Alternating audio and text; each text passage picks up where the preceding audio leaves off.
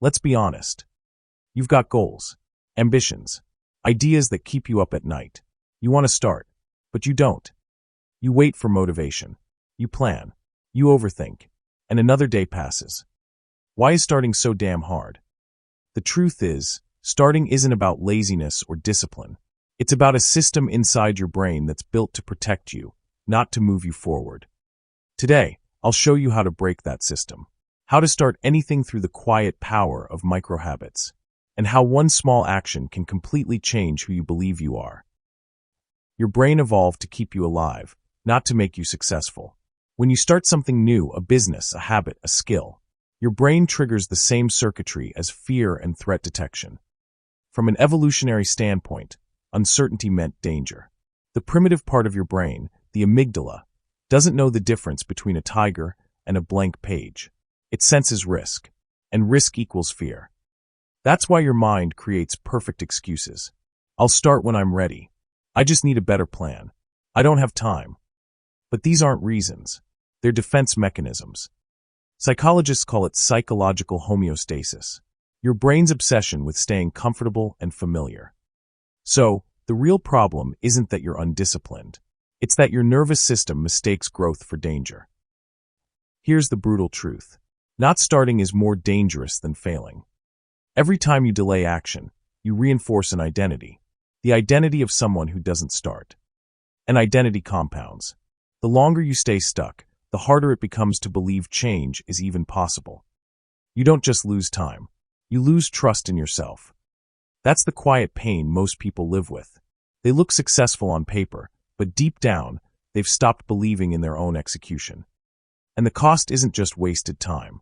It is erosion of confidence, of momentum, and of self-respect. But here's the paradox. To overcome massive inertia, you don't need massive effort. You need tiny action. Most people think motivation comes first, but it doesn't. Starting is what creates motivation.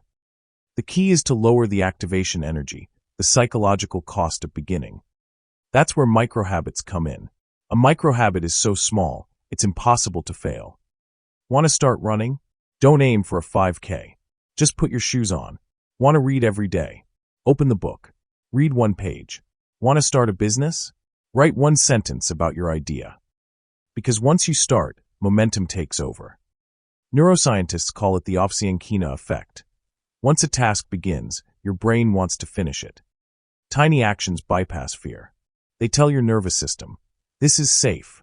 Safe becomes doable. Doable becomes consistent. Consistency becomes identity. Here's how you apply it. Step 1. Define the smallest possible action.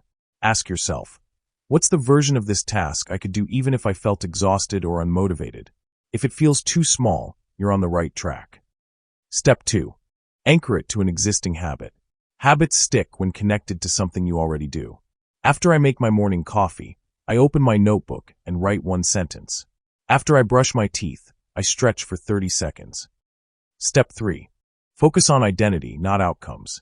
Say to yourself, I'm the type of person who starts. That single statement rewires your behavior at the source, your self-concept. Step 4. Remove friction. Lay your gym clothes out the night before. Keep your notebook open on your desk. Design your environment so that starting is effortless. Step 5. Track the start, not the result. Don't measure how far you ran. Measure how often you laced up your shoes. You're not training your body. You're training your brain to love starting. One warning. Beware perfectionism. You'll feel the urge to expand too quickly. Resist it. Stability first. Then scale. The goal isn't productivity. It's self-trust. When you master microhabits, you stop waiting for permission. From motivation, from energy, from confidence. You become the kind of person who starts things. And that identity spills into every part of your life. Your work, your health, your relationships. Starting becomes who you are. Because the person who starts doesn't need certainty, they create it. They don't wait for the perfect moment. They make the moment perfect by starting. So here's your challenge. Today, not tomorrow, pick one thing you've been avoiding. Now, break it into the smallest possible start. Then do it, right now. Because the gap between thinking and doing is where dreams go to die. Just start.